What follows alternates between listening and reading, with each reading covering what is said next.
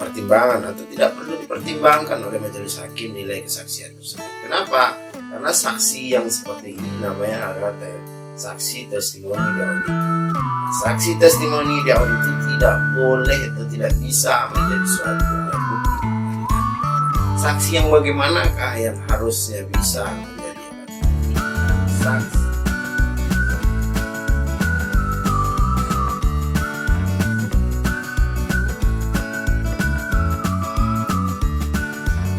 Assalamualaikum warahmatullahi wabarakatuh. Alhamdulillahirrahmanirrahim. Wassalatu wassalamu ala asyrafil anbiya'i wal mursalin wa ala alihi wa sahbihi rasulillahi ajma'in. Puji syukur kita panjatkan kehadiran Allah atas segala karunia yang sudah diberikan kepada kita yang tidak bisa kita hitung satu-satu. Terutama sekali yaitu karunia atau nikmat iman, Islam dan kesempatan yang sudah ditanamkan di dalam dada kita dan kita bermunajat kepada Allah semua. Mudah-mudahan nikmat iman dan Islam ini diistiqomahkan di dalam dada kita sehingga kita bisa berangkat suatu waktu ketika sudah dipanggil Allah, sudah sampai catatan, sudah sampai batasan umur yang diberikan Allah dalam keadaan husnul khotimah.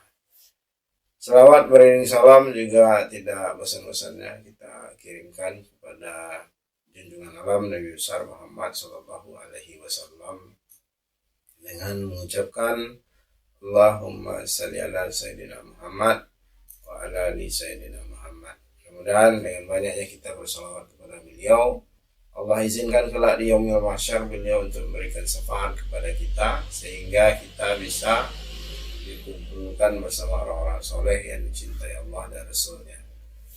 Dan pada pertemuan kali ini kita tidak membahas tentang materi kuliah sobat-sobat YouTube dan TikTok dimanapun Anda berada, tetapi sesuai dengan apa yang sudah saya sampaikan melalui akun TikTok kemarin bahwa akan ada suatu pembahasan tentang saksi.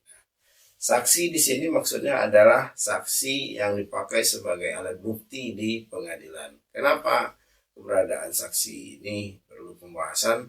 Karena saksi ini sangat penting untuk menjadi suatu ruhnya berperkara atau beracara di pengadilan, maupun juga sebagai beracara atau penyelesaian sengketa di luar pengadilan atau alternatif penyelesaian sengketa. Tetapi pada pembahasan ini kita titik beratkan kepada pembahasan tentang alat bukti yang dipakai di pengadilan, di mana saksi ini kalau di dalam hukum acara perdata HIRLBG itu diatur dalam pasal 164 atau garis miring 284 RBG. Kalau HIR 164 RBG 284. Nah, di dalam pidana saksi juga diatur sebagai alat bukti. Hukum acara pidana mengatur pada pasal 184 KUHP kalau saya tidak salah ya, nanti mohon di cross check karena juga pembahasan pasal-pasal ini sangat penting supaya tidak menjadikan suatu informasi yang menyesatkan bagi para sobat-sobat sekalian ataupun bagi para subscriber yang selalu setia menantikan video-video pembelajaran melalui akun Busri PD27 ini. Nah, seperti yang saya sampaikan, saksi ini adalah ruhnya dalam suatu pembuktian atau suatu penyelesaian sengketa. Sehingga dengan demikian keberadaan atau kehadiran saksi ini sangat penting. Maka salah satu poin untuk memenangkan perkara di dalam perdata dan untuk bisa membantah dakwaan jaksa penuntut umum di dalam hukum acara pidana adalah keberadaan saksi yang benar-benar krusial yang bisa mendeponir atau menyampingkan segala sesuatu yang dituduhkan. Apa itu saksi? Saksi adalah seseorang yang mengetahui tentang terjadinya suatu peristiwa, yaitu peristiwa hukum. Nah, bagaimana cara mengetahuinya? Inilah yang perlu digali sebelum mengajukan saksi ke pengadilan. Kenapa? Karena jangan sampai nanti ketika sobat-sobat mengajukan saksi di pengadilan, ternyata saksi ini pengetahuannya terhadap suatu peristiwa hukum itu tidak didapat secara langsung, tetapi didapat melalui cerita atau penyampaian-penyampaian dari pihak lain. Nah, ketika hal ini terjadi, maka penilaian terhadap saksi ini, apakah dalam sisi hukum acara pidana atau sisi hukum acara perdata, ini sama ya. Penilaian terhadap saksi yang seperti ini namanya saksi testimoni auditu. Kesaksian yang diceritakan berdasarkan cerita orang lain ini tidak memiliki nilai pembuktian di dalam hukum acara pidana maupun dalam hukum acara perdata.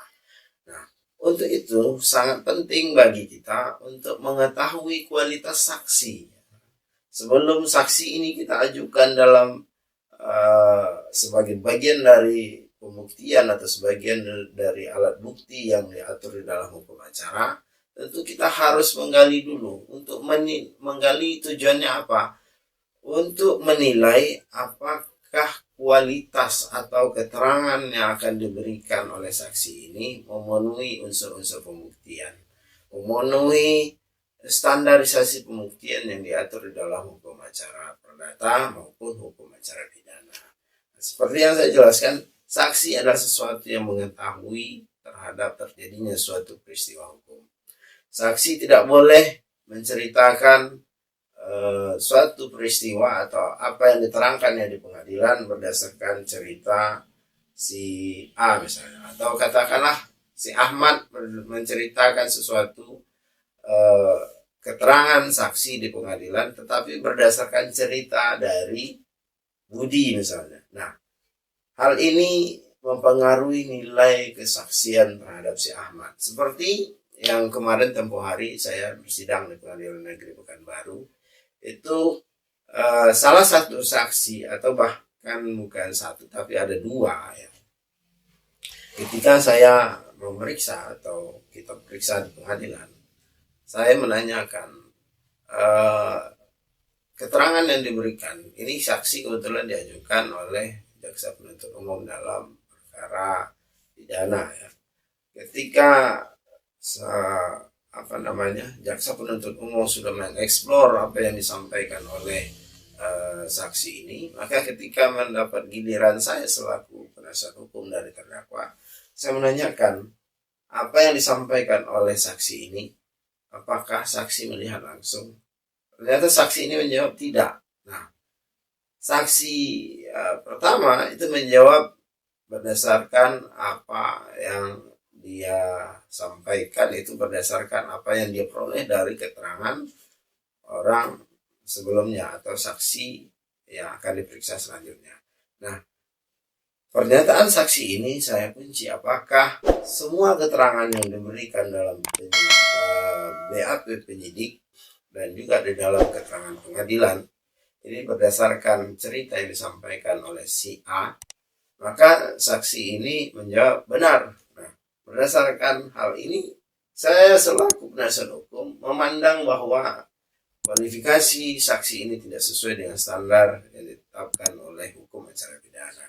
Nah, ketika ternyata dilanjutkan dengan saksi kedua ini kembali menceritakan bahwa apa yang dia sampaikan di dalam BAP, apa yang dia sampaikan di dalam ruang persidangan itu adalah berdasarkan cerita yang dia peroleh dari suatu pihak lain lagi. Nah, artinya ketika cerita dari saksi ini menjadi cerita lagi kepada saksi saja, menjadi cerita lagi kepada saksi lain, maka nilai kesaksian ini tidak memiliki nilai pembuktian sebenarnya secara hukum. Kalau kita mau bermain atau kita argumentasi hukum secara real, secara faktual dan secara benar menurut teori hukum yang ada, maka saksi tersebut seharusnya tidak bisa menjadi suatu pertimbangan atau tidak perlu dipertimbangkan oleh majelis hakim nilai kesaksian tersebut. Kenapa? Karena saksi yang seperti ini namanya adalah saksi testimoni di auditu. Nah, saksi testimoni di auditu tidak boleh atau tidak bisa menjadi suatu alat bukti di pengadilan. Nah, saksi yang bagaimanakah yang harusnya bisa menjadi alat bukti? Saksi yang bisa menjadi alat bukti adalah saksi yang mengetahui peristiwa itu secara langsung. Nah, bagaimana cara mengetahuinya? Ada beberapa cara mengetahui dari suatu peristiwa hukum yang terjadi oleh saksi. Pertama, saksi mengalami sendiri atau mengalami sendiri.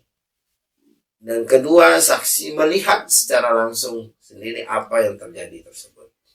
Yang kedua, selanjutnya ketiga maksudnya, saksi mendengar sendiri dari peristiwa tersebut. Mungkin saja dalam suatu peristiwa yang terjadi, saksi tidak melihat apa yang terjadi terhadap suatu peristiwa tersebut, tetapi ketika suatu peristiwa itu terjadi dan mengeluarkan suara misalnya, saksi ini mendengar secara langsung apa yang terjadi dan dia mengetahui bahwa yang misalnya dalam suatu peristiwa pidana terjadi keributan.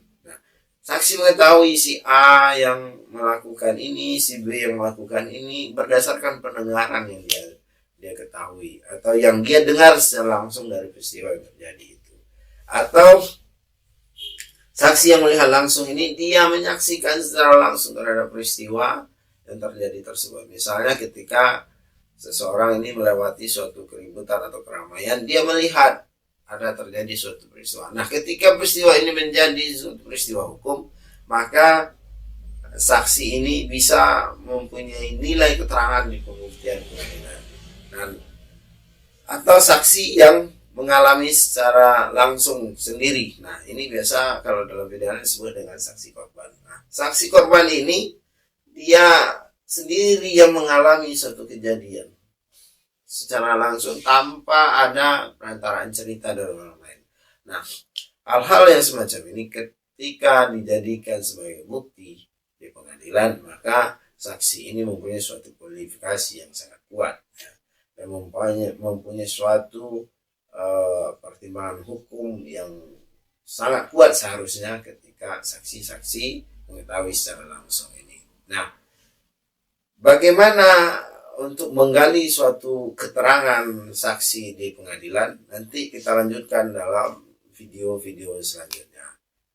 Demikian video singkat tentang pembahasan saksi sebagai alat bukti, baik di hukum acara pidana maupun dalam hukum acara perdata.